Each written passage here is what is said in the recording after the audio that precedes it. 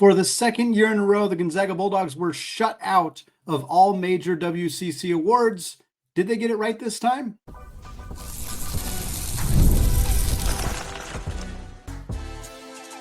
You are Locked On Zags, your daily podcast on the Gonzaga Bulldogs. Part of the Locked On Podcast Network, your team every day. What is going on, y'all? Welcome into the Locked On Zags podcast, part of the Locked On Podcast Network, your team every day. I'm your host and longtime Gonzaga podcaster, Andy Patton, here to bring you news and updates on all things Zag athletics. Well, the West Coast Conference awards were revealed on Tuesday. We're going to break them down. The 6 major awards, the All-WCC first team, second team, freshman team, honorable mentions. We're going to talk about the winners. We're going to talk about the snubs, which Zags should have made it. We'll get to all of that over the first 2 segments. Then we'll close out the show talking about the same awards on the women's side, where Gonzaga had a lot more success, very understandably. We'll also talk to close out the show briefly about an update for Anton Watson and his NBA career. Gonzaga once again shut out of all of the major WCC awards. When I say major, I mean the individual awards. That would be your Player of the Year, Coach of the Year, Defensive Player of the Year, Newcomer of the Year, Sixth Man of the Year, and Freshman of the Year. Those are the 6 major awards. Gonzaga did not win a single one of them because St. Mary's won 5 of them. Only one of the 6 major awards did not go to St. Mary's. That would be Freshman of the Year, which went to Austin Rapp at the University of Portland. We'll talk about each of these awards here in a second. But for Gonzaga, only 3 players represented at all throughout this, and all 3 of them were all WCC first teamers. That would be, of course, Graham Ike and Ryan Nembhard, as we would have expected. Nolan Hickman also earns first team honoree for his tremendous season, particularly as a 3-point shooter this year. But that's it. No second teamers, no honorable mentions. We'll get to that in the second segment. Some players who we think maybe should have been in those conversations, but a relatively quiet kind of recognition for Gonzaga for finishing, in second place, unquestionably in second place in the WCC this season. But let's kind of go through each of these major awards here. We'll start with Player of the Year, which for the second year in a row goes to Augustas Marciulionis, the starting point guard for the Gales of St. Mary's. He becomes the 5th player since 1990 to win this award twice. It has only happened 5 times that a player has won Player of the Year in the WCC multiple times. Again, since 1990, Doug Christie did it at Pepperdine in the early 90s. Steve Nash did it at Santa Clara in the mid 90s. And then the last 2 were Zags. Blake Stepp did it twice in the early 2000s. And of course, Drew Timme. One of them was shared with Brandon Pajemski of Santa Clara, but that still counts. Drew Timme, the most recent, only one in the last 15 years to have won this award twice in a row, or twice total in his WCC career, of course, now joined by Marciulionis. And look, Marciulionis gets this award for being the best player on the best team. That's what it is. I don't, if you are somebody who doesn't agree that Player of the Year should be awarded based on that metric, best player on the best team, then you probably disagree with Marciulionis being the Player of the Year. I tend to fall into that camp. I don't think it should be that blanket statement. And again, this is not to denigrate Marciulionis, who is a very talented player, but I don't think Marciulionis is the best point guard in the WCC. I don't think that he is the best player in the WCC. I think he is the best player on St. Mary's. I think St. Mary's is a team that is good because of the sum of all of their parts, which is a testament to Randy Bennett and the things that he's able to do. I will tell you right now, I have very few qualms with him winning Coach of the Year, which he did. But Marciulionis, he finished 10th in the conference in scoring, fine. He finished 3rd in the conference in assists. He finished 8th in steals. Wasn't really in the top 10 in other categories. And I don't necessarily, again, think that Player of the Year should just be the most statistically impressive player, because that's probably Malik Thomas at San Francisco. That's maybe, if you want to get real nuts, somebody like Stefan Todorovic at Pepperdine, guys who obviously Todorovic should not have won this award. Lamar Washington or Elijah Fisher or somebody at Pacific shouldn't have won this award. If there was a dude at San Diego who averaged 19 points a game, there wasn't. But if there was, he shouldn't win this award. Like it should go to a player who's making a big impact on a good team. And so I think a combination of high-level statistics and being one of, if not the best player on the best team, is how this award should be given. So I don't really have a huge issue with it being Marciulionis. Graham Ike has a very strong case. 17 points a game, 8.5, 7.5 rebounds per game, very effective scorer, improved as a three-point shooter, improved as a free throw shooter, had some of the best performances individually of the entire conference, 28 against Oregon State, some really massive games in league play. But I don't think it's a huge, egregious mistake to have Marciulionis on the team that finished 3 games ahead of everybody else in the WCC be your award winner here. I do think, again, St. Mary's is not a team that's dominated by one single player. That's how they were able to be so effective this year, which is why it stands out. Like if you were to look at the statistics and just the overall performance of those other 4 players, Christy, Nash, Stepp, and Timmy, Marciulionis is going to stand out as being not the most statistically, not even close to the most statistically dominant player out of that group of 5. But St. Mary's was very good the last 2 years, and so he gets the nominee for those 2 awards kind of because of that. Coach of the Year, Randy Bennett, absolutely. Unquestionable. There's not a single debate here. 7th time he's won it, 4th time in a row that he has won it. He led a team that lost 2 of their best players last year in Aiden Mahaney and Joshua Jefferson to a nearly undefeated season in the conference, 1 point away from an undefeated season. The only other coach who had a shred of an argument is Chris Gerlofson, and he would have needed to beat Gonzaga at least once to be a realistic candidate for this award. So it's Bennett. It's not close. We'll move on. Defensive Player of the Year, Mitchell Saxon. Last year, Marciulionis, Bennett, and Saxon all won these awards. They all 3 repeated for these awards. And again, I think the biggest qualms would be with Player of the Year. Bennett, no qualms. Saxon, Defensive Player of the Year, I think is pretty reasonable too. He becomes the 2nd player to win back-to-back Defensive Player of the Years in the WCC history, the other one being Diamond Simpson, who was at St. Mary's in 2008 and 2009. Saxon finished the conference 2nd in the conference in rebounding, 4th in the conference in blocks, 1st in every analytical metric. Defensive box plus minus, defensive win shares, anything out there that measures defense in some kind of tangible way has Mitchell Saxon as the most impactful defensive player in the conference. He wins this award. I thought Michael Ratai from Oregon State had a chance, but honestly, it was pretty likely going to be Saxon from the get-go, and he didn't do anything to not deserve this award. Newcomer of the Year, Paulius Morauskas, again, St. Mary's player here. I wrote an article at athlon.com previewing the WCC awards or predicting them. I didn't get this one right because I projected Michael Ratai. I wasn't sure how the WCC was going to vote on players who are on teams that are new. Like Michael Ratai is a newcomer to the WCC, but he's not a newcomer to Oregon State. So I wasn't sure how they were going to honor that. I also thought Nate Calmise, who is a newcomer to Washington State. So Washington State's new to the WCC, but Calmise was new to Washington State. I thought he might have had a chance in here, but they go with Nutter Gale, and Morauskas is great. He led the WCC in rebounding. He had 6 games of 20 or more points. He was a really, really good player for the best team in the conference. Again, I think that's a reasonable reason to choose him. Transfer from Arizona, who perfectly filled in that role of Joshua Jefferson by being a tenacious rebounder, a good defender, a high-level scorer. He did it all for this team. I thought Khalif Battle had an argument for this award. I thought Caleb Stone-Carawell at LMU, Max McKinnon at Portland, Lamar Washington at Pacific. There's quite a few players that could have been in the mix here, but not super surprised, especially if Ratai was not eligible. Not surprised to see them go with Morauskas here. And here's where I have the biggest issue. Here's the award that I have the biggest qualm, since we've been using that word a lot, regarding, and it does involve a Zag. 6th Man of the Year was awarded to Mikey Lewis at St. Mary's. Again, another award for the Gales. The only reason that they didn't sweep all of them was because they gave him this award instead of Freshman of the Year. I think he would have been Austin Rapp was the correct choice for Freshman of the Year, so they wanted to honor Lewis, so they gave him 6th Man of the Year. But it should have been Braden Huff. And there's really not a strong argument here. There's not. Let's look at it. Both these 2 guys, for starters, we'll get this out of the way right now. Huff played 15.6 minutes per game. Lewis played 16.1 minutes per game. So if you're a St. Mary's person and I tell you Huff's stats, you're thinking, yeah, well, of course Huff put up bigger stats. He played more minutes. No, he did not. These 2 guys played basically exactly the same amount of minutes per game this season.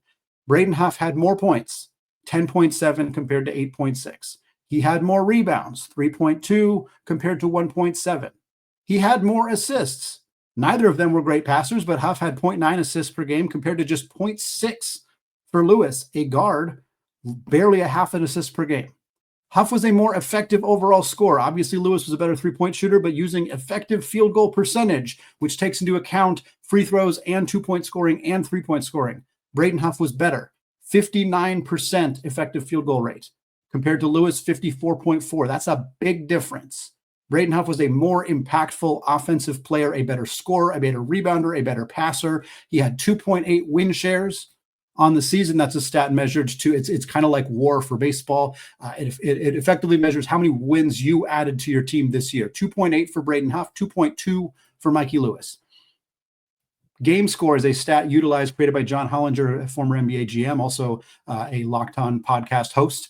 For a while, Hollinger created a stat that basically gives you a score based on how effective you were in that game. 10 or more is considered a good game. Braden Huff had 10 games this year where he had a game score higher than 10. Mikey Lewis had 7.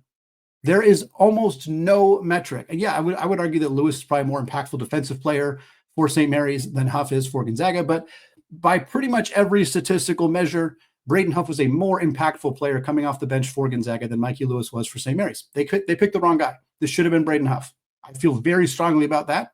Not nearly as strong about any of the other awards. I think generally they got him right, but this one should have gone to Braden Huff. I think Ryan Beasley had an argument from San Francisco, I thought Josiah Lake had an argument from Oregon State. Shout out to Alton High School. This same high school as myself. That's not why he's in this conversation, by the way, but he was a very good player for the Beavers this year. But this should have been Braden Huff's award, and I think he got robbed. And then I mentioned freshman of the year already, Austin Rapp. Wanted to shout this stat out. Rapp not only made 79 threes this year, which is first in the WCC, he was second among all freshmen in the entire country in made threes this year. Second in the entire country in made three-pointers by a freshman.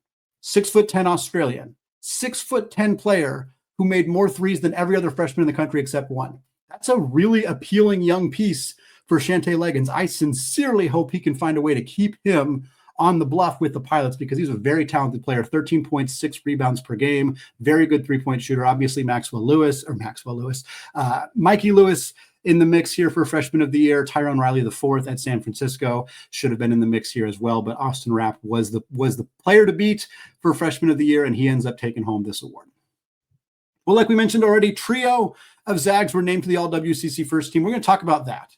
We're going to talk about who else should have been recognized, some other things we don't agree with for the WCC voting here on the awards, and we're going to break all of that down and more coming up in just a second. But first, folks, get the supplies that you need from the site made for the skilled trades, Supply House. Whether you're in plumbing, HVAC, or electrical work, Supply House is the reliable way to order products online. Their easy-to-use website is packed with helpful resources and the latest product information to help you get the job done right. Plus, with a complete inventory of over 200,000 parts, including 400 top brands, you'll find exactly what you need delivered fast from coast to coast. If you need help with an order, Supply House offers expert support and industry-leading service, so you'll always get to talk to a real person. And for trade pros looking for an extra edge, their free Trade Master program offers exclusive perks like a dedicated phone line, free shipping, and discounts on every order. Thousands of skilled professionals are already taking advantage, so now it's your turn. Join the Trade Master program today at supplyhouse.com/TM and start ordering plumbing, HVAC, and electrical supplies with just a few clicks. Plus, use promo SH5 for 5% off your first order. That's supplyhouse.com. All right, folks, segment 2, still Andy Patton, still Locked On Zags podcast, and it is WCC Wednesday. What a great way to end WCC Wednesdays than talking about the awards. They came out on Tuesday last year. I was really hoping they would come out on Tuesday this year so we could get this show knocked out for Wednesday. Happy to report that the WCC was on time with these awards. So we talked about the 6 major awards in the first segment, 5 of them won by St. Mary's, 1 by Austin Rapp at Portland. Now we're going to take a look at the first team, second team, the all-freshman team, as well as the honorable mentions. And we'll mention some snubs, some players we thought maybe should have been in different spots before we move on to segment 3. Here are the 10 names on the all-WCC first team. Most of them, I think, fairly predictable. If you've been following this conference, you're not going to be surprised by many of the names you're about to hear. First, and these are just in alphabetical order, we got Adama Alpha-Ball, a high-level guard from Santa Clara. He missed some time with an injury, but is very, very effective player when he's on the floor. Then you got Nolan Hickman and Graham Ike for Gonzaga. Ike on this for the second year in a row. Shout out Nolan Hickman, all-WCC first teamer in his senior year. Really happy to see that. I'll admit that I made predictions. I had 8 of the 10 correct. Nolan Hickman was somebody I had on the second team. I That's what I thought the WCC would do. I'm very happy to have been wrong, and I'm happy to see the WCC coaches honor Hickman by putting him on the first team. So we got Alpha Ball, Hickman, EK. Then you got a pair of Gales in Augustus Marcelonis, of course, and Paulus Morauskas. Again, of course, those two guys on there after winning major awards. Ryan Nembhard at Gonzaga, that would have been a real riot if Ryan Nembhard, who's one of the best point guards in college basketball, if not the best passing point guard, at least in college basketball, who already, as we talked about on Tuesday's episode, snubbed from the Bob Cousy Award finalist list. At least he is an all-WCC first teamer over here. Then we got Michael Ratai, who I've mentioned a handful of times already, from Oregon State on the first team. Mitchell Saxon gives you 3 Gales on the first team. Saxon also a 3-time all-WCC first teamer. What a tremendous career for Mitchell Saxon. He's a Gale, so we're not going to celebrate him too much, but it's hard to make this first team 3 years in a row, and Saxon able to do it. Malik Thomas and Marcus Williams, both from San Francisco, round out the top 10. And like I said in the article I wrote a day before these came out, I had 8 of the 10 correct. I did not have Nolan Hickman. I did not have Paulus Morauskas. I had both of those guys on the second team. The 2 players that I did have on the first team were Nate Kalmise from Washington State, who actually didn't even make the second team. He was an honorable mention.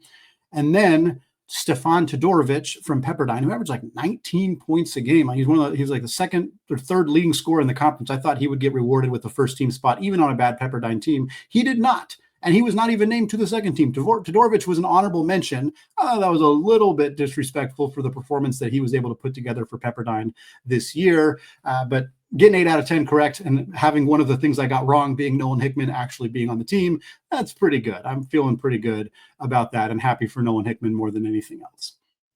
Second team, we got Parsifala from Oregon State.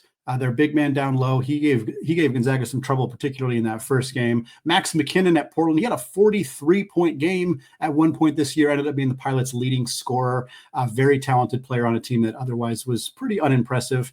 Pair of Broncos from Santa Clara. Carlos Stewart, who returned to Santa Clara after transferring to LSU last year. And then Christoph Tilley, their big man down low. Always kind of struggled against the Zags, but had a productive season overall in the front court for Herb Sendek's team. And then your last second teamer, Lamar Washington for Pacific. Washington's who dropped that 40-point game to bury Washington State earlier in the year, transfer from Texas Tech, who had a very successful first season under Coach Dave Smart with the Pacific Tigers. Your freshman team, I got 4 out of 5 of these correct. It was pretty easy. There's not a ton of high-level, high-performing freshmen in this conference. Tony Duckett at San Diego, the only Torero on this list in any capacity, by the way.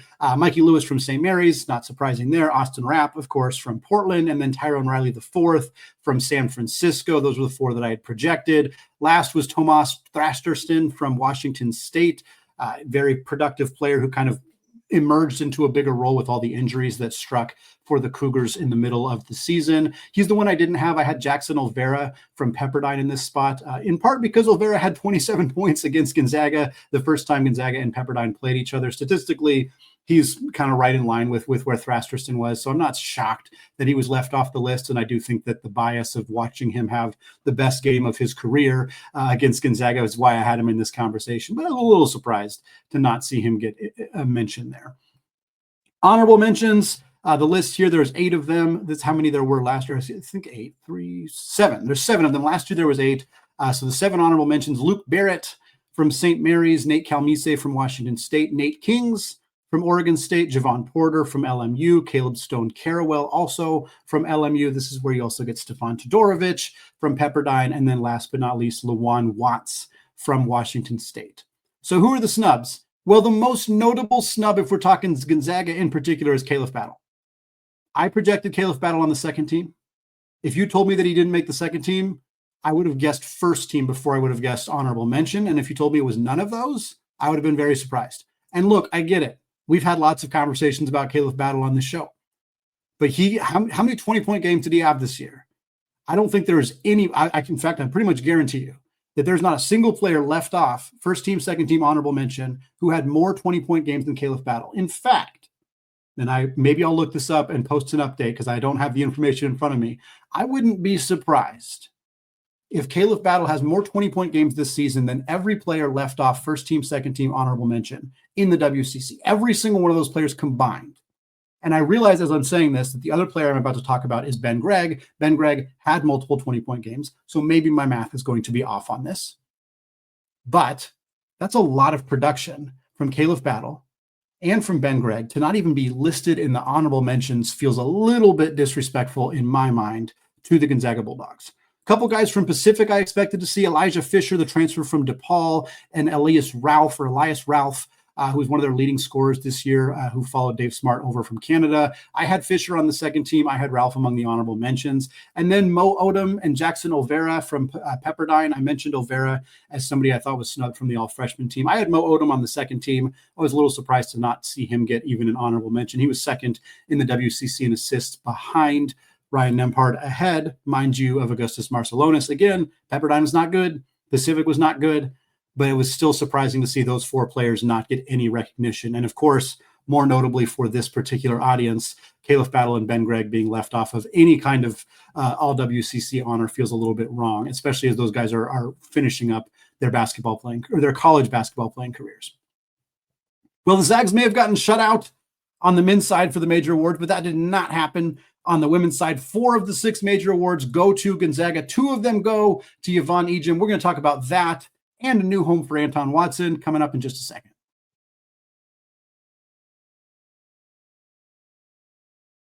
All right, folks, segment 3, still Andy Patton, still Locked On Zags podcast, moving away from the men's side of the WCC awards to look at what happened on the women's side and then close out the show talking Anton Watson. 4 of the 6 major awards for the WCC women's basketball went to the Gonzaga Bulldogs. Of course, Gonzaga finishes first in the WCC, tied for first with the Portland Pilots. So not a huge shock here to see Gonzaga really clean house in this particular awards. Although, again, Portland tied for first in the WCC. 0 of the 6 major awards, as the 2 awards that were not won by Gonzaga were actually won by players from St. Mary's. So those 2 schools, pretty dominant performance from them between these 2 awards in particular.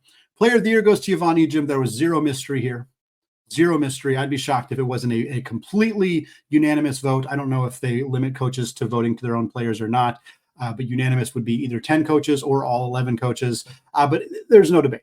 Ejim finished the year averaging 20.7 points, 8.7 boards, 2.5 assists, about 53% from the field, multiple 30-point games, that 35-point, 13-rebound game against the Portland Pilots. She was a double-double machine. She's up for a huge amount of national awards and Drysdale Player of the Year award, Becky Hammond Mid-Major Player of the Year award, the Power Forward of the Year award. Like she's on those watch lists for every major award, women's college basketball all-star game, like everything that you can be honored for.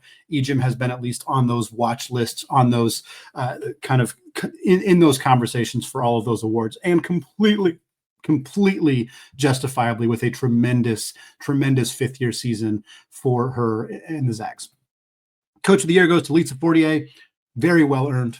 This team started the season 6-8. They were dealing with injuries. Taylor Dalton was not healthy to begin the year. Brees Allen-Bien was not healthy to begin the year. And they got off to a bad start, lost all 3 games in the Paradise Jam, lost some early games in conference play. 6-8 start. Since then, Zags 16-1.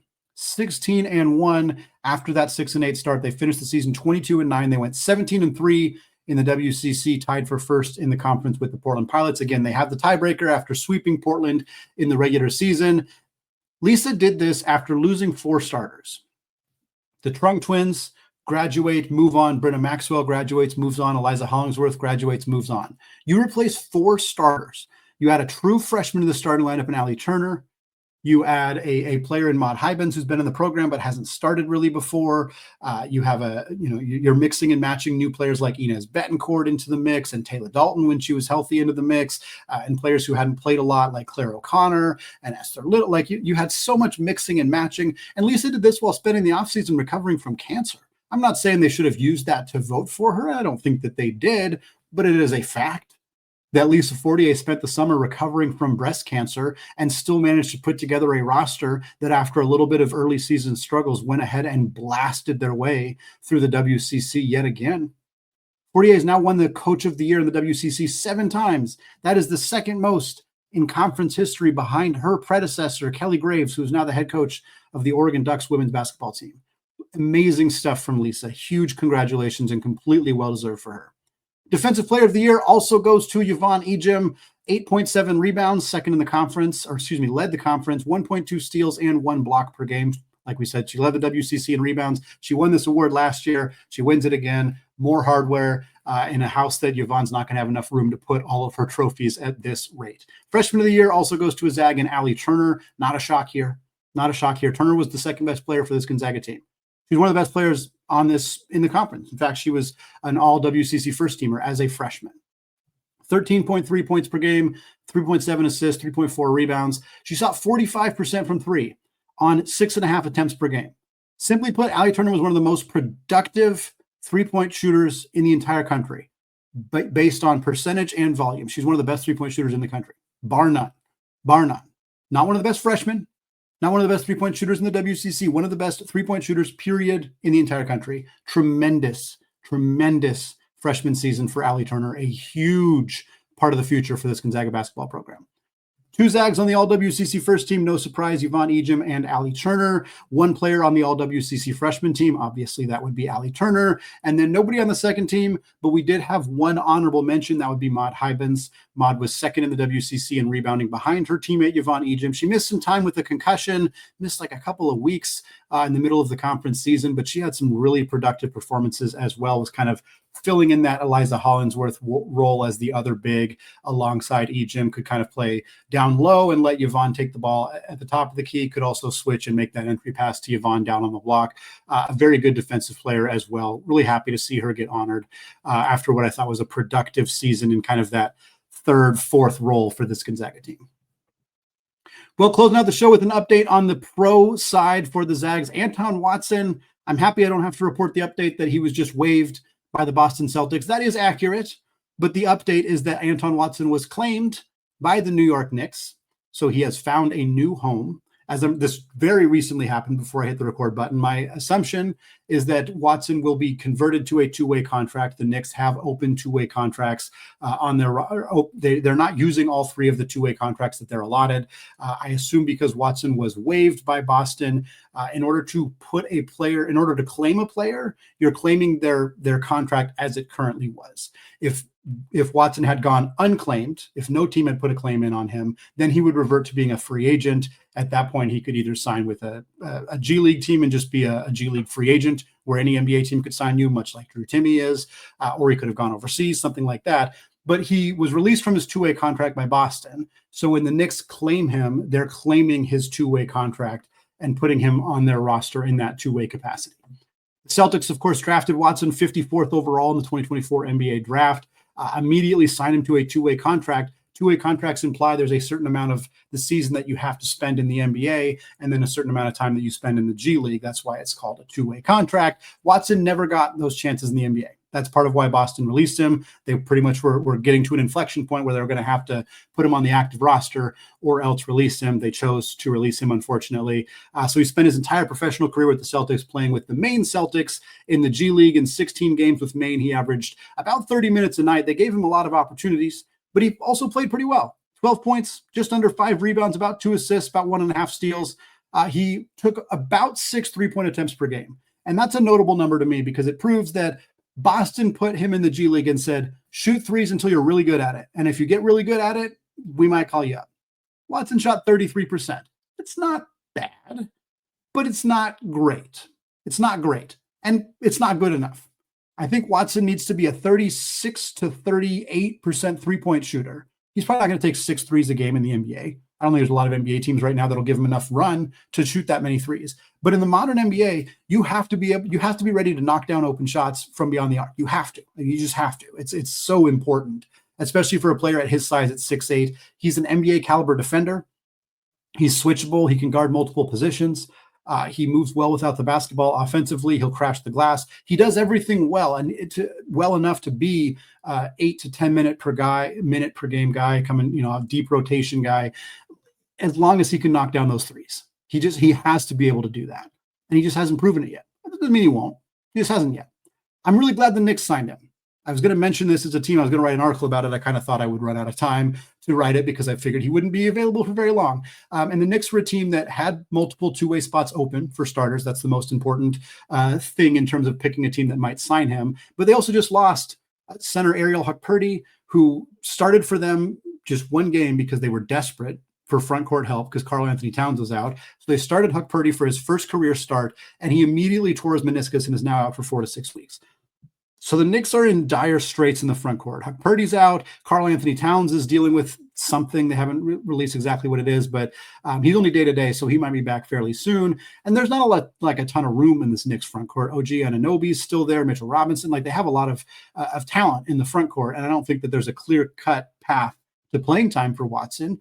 But for a Knicks team that is contending, they're third in the Eastern Conference, they're 40-20 overall, that has some depth issues in the front court right now with some injuries, and that had spots available, it felt like a slam dunk decision to claim Anton Watson. I looked at it and I was like, this makes way too much sense. I hope the Knicks are paying attention. I hope they make this move. And they did. Will it lead to Watson making his NBA debut with the New York Knicks? I don't know, but I think it's very possible.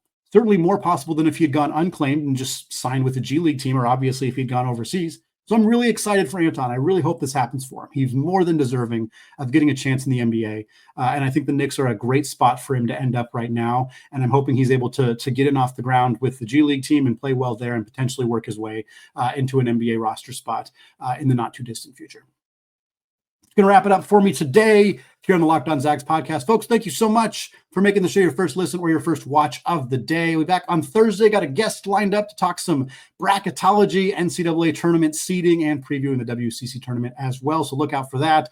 Be recording that show on Thursday morning. Again, thanks for listening, folks. Have a fantastic rest of your day and week as we get ready for the madness that is March. And as always, go Zags.